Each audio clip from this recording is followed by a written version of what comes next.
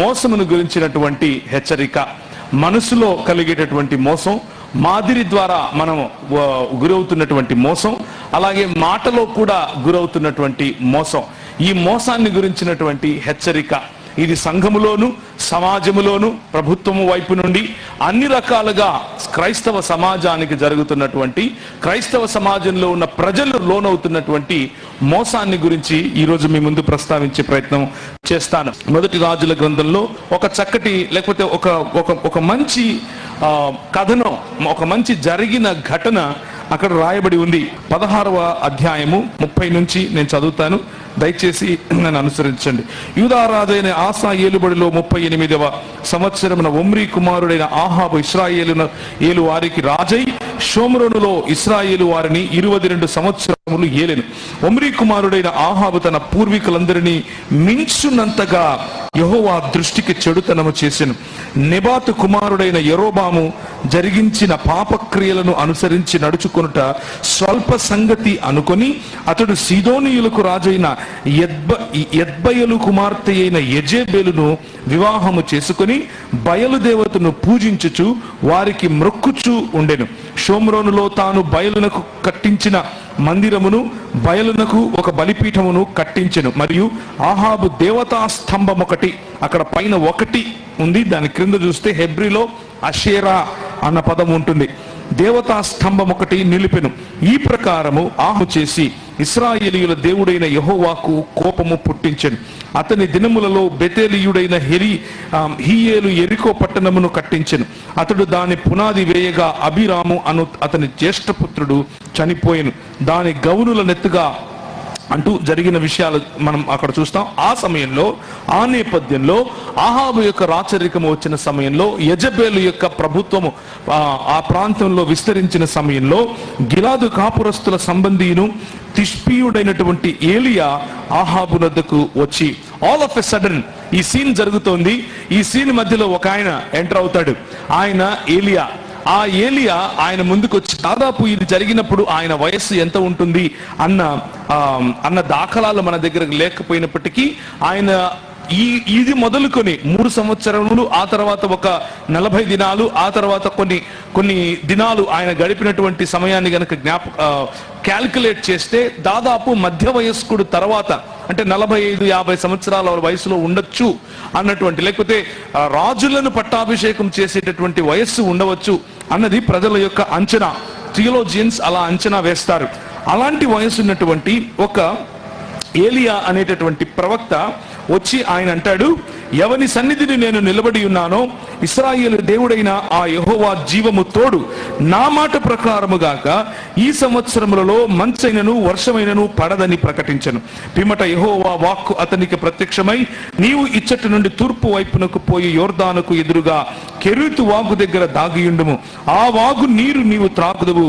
అచ్చట నీకు ఆహారము తెచ్చినట్లు నేను కాకోలములకు ఆజ్ఞాపించి తినని అతనికి తెలియజేయగా, అలాగే ఉదయము సాయంత్రము ఆయనకు అవసరమైనటువంటి భోజన పానీయాలను కాకోలములు తీసుకుని రావటం మనం చూస్తాం. ఏలియా సంఘమునకు, సంఘ నాయకునికి ప్రతీకగా ఉంటే, ఆహాబు మరియు యెజెబెలు సంఘానికి పట్టినటువంటి మోసపూరితమైన చెరగా మనం ఈరోజు సాయంకాలము చూసి గమనించి నేర్చుకునే అవకాశం ఉంది. చరిత్రలో జరిగినటువంటి ఘటనలను చూసి ఆ ఘటనల్లో నుంచి గనక మనం నేర్చుకోకపోతే మనం చరిత్రలో మిగలకుండా పోతాం. ఈ విషయాన్ని జ్ఞాపకం చేసుకోండి. రాజుల గ్రంథము, దిన వృత్తాంతముల గ్రంథము, సమూయేలు గ్రంథము అన్నవి చరిత్రకు సంబంధించినటువంటి విషయాలు.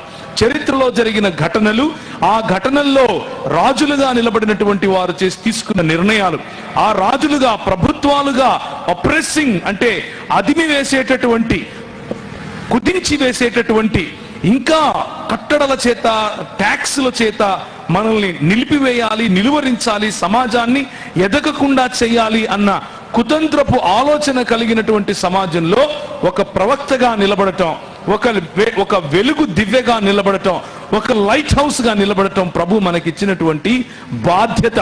ఆ బాధ్యతను గుర్తు చేస్తూ ఈరోజు కొన్ని విషయాలు ప్రభువు పట్ల మోసపోకుండా దేవుని సంఘం ఉండటానికి నీ బాధ్యత, నా బాధ్యత ఏమిటి అన్న విషయాన్ని గుర్తు చేసే ప్రయత్నం చేస్తాను. మనము చాలా సార్లు దేవుని వాక్యమును చూసినప్పుడు, దేవుని వాక్యము పట్ల మనం చాలా గొప్ప గొప్ప ఆలోచనలు కలిగి ఉన్నప్పుడు, కేవలము దేవుని వాక్యాన్ని పొట్టకూటి కోసము అమ్ముకునేటటువంటి రోజుల్లో మనం బ్రతికి ఉన్నాం అని గుర్తు చేసుకోండి. కొన్ని దినాల క్రితము నేను మీ ఊరి గురించే మాట్లాడుతున్నాను, మీకు ఇష్టం లేకపోతే చెవులు మూసుకోండి, కానీ ఇది సత్యము, చెప్పి తీరుతాను. కొన్ని దినాల క్రితం యూట్యూబ్లో ఒక వీడియో చూశాను. అందులో కొంతమంది పాస్టర్ గారులు, నేను ఎంతగానో గౌరవించే, నాకు తెలిసినటువంటి వారు కూడా ఆ గుంపులో ఉన్నారు.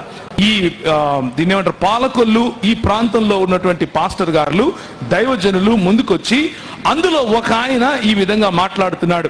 ఫలానా పెద్ద సేవకుడు అని చెప్పుకునే ఆయన మా ఊరికి వచ్చి ఒక స్క్రీన్ పెట్టి వాక్యం చెప్తాడంట. ఆయన వాక్యం చెప్పడం కారణంగా మా పొట్టలు కొడతాడా అని అడుగుతున్నాడు. మా కడుపులు కొట్టడానికి ఆయన మా ఊర్లోకి వచ్చి డిజిటల్ స్క్రీన్ మీద దేవుని వాక్యం ప్రకటిస్తాడంట. ఇందుకు నేను ఆయన్ను వ్యతిరేకిస్తున్నాను, ఆయనకు విరోధంగా నేను నా నిరసనను ప్రకటన చేస్తున్నాను అని చెప్పి ఒక 5-6 మంది, ఒక 10 మంది ఇచ్చిన ఇంటర్వ్యూలో, ఇద్దరు ఇచ్చినటువంటి ఇంటర్వ్యూలో ఆ ఇద్దరు ఇదే మాట చెప్పారు, మా కడుపులు కొడుతున్నారు. ఏం చెప్పాలనుకుంటున్నాం మనము? సంఘ నాయకులముగా సమాజానికి ఏం చెప్పాలనుకుంటున్నాం? ఆయన చేసేది డిజిటల్ గాస్పల్ తీసుకొని వచ్చి డిజిటల్ స్క్రీన్ ఇక్కడ పెట్టి ప్రజలను రీచ్ అవ్వడము ఎంత తప్పో, లేకపోతే ఆ పని వెనక ఉన్నటువంటి ఇంటెన్షన్, ఆయన ఉద్దేశాలు ఏమై ఉన్నావో వాటి గురించి మనం ఆలోచించడం కాస్త పక్కన పెట్టి, ప్రస్తుతానికి మనము ఎవరైతే నిజమైనటువంటి దేవుని సేవకులుగా పిలువబడుతున్నామో, ఎవరైతే స్థానికంగా ఉండి కష్టపడి పని చేయాలి అని అన్నటువంటి నినాదం తీసుకుని ముందుకు వస్తున్నామో, మనం చెప్పే మాటలు ఏంటి? మా కడుపులు కొట్టడానికి ఆయన వస్తున్నాడు అన్నటువంటి ఆలోచన. అంటే దేవుని వాక్య వితరణ అన్నది, దేవుని రాజ్య స్థాపన అన్నది మన కడుపులను నింపేటటువంటి వృత్తా? మన కడుపులను నింపకుండా ఆపినందుకు నిరసన.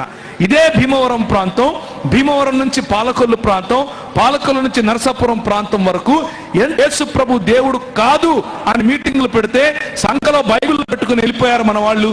అప్పుడెందుకు నిరసన రాలేదు?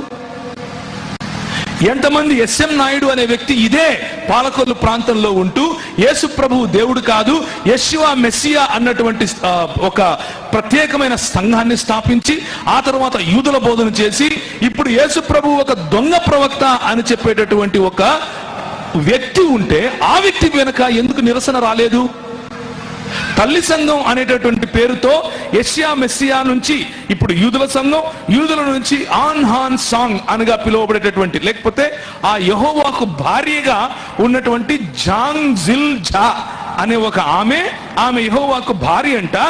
ఆ సంఘం ఈరోజు పాలకులలో ఈ ప్రాంతంలో కనిపిస్తూ ఉంటే నోరు మెదపని మన క్రైస్తవ నాయకులు మా పొట్ట కొడుతున్నారు అని నోరు తెరిచేటటువంటి దౌర్భాగ్యపు దినాల్లో మనం ఉన్నాం. ఇది నిజమైన సత్యం. జాగ్రత్తగా వినండి. దేవుని కొరకు రోషము కలిగి బ్రతకాలి అని అనుకున్నటువంటి ప్రజలు, దేవుని కొరకు రోషము కలిగి దేవుని రాజ్య స్థాపన చేయాలి అని ఆలోచించినటువంటి క్రైస్తవ నాయకులు అని అంటే పాస్టర్లులే అని కూర్చున్న మీతో కూడా మాట్లాడుతున్నా. నాతో నన్ను నేను ప్రశ్నించుకుంటున్నాను, నన్ను నేను హెచ్చరించుకుంటున్నాను.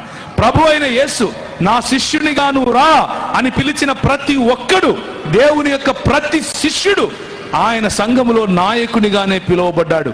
ఎవరో ఒకరిని నడిపించటానికే, ఎవరో ఒకరిని శిష్యత్వంలోకి నడిపించటానికే మనం పిలువబడ్డాం. ఆ పిలుపునే ప్రవక్తల యొక్క పిలుపుతో పోల్చి నేను ఈరోజు మీతో మాట్లాడుతున్నాను. ఏలియా చేసినటువంటి పరిచర్య ఇటువంటి పరిచర్య.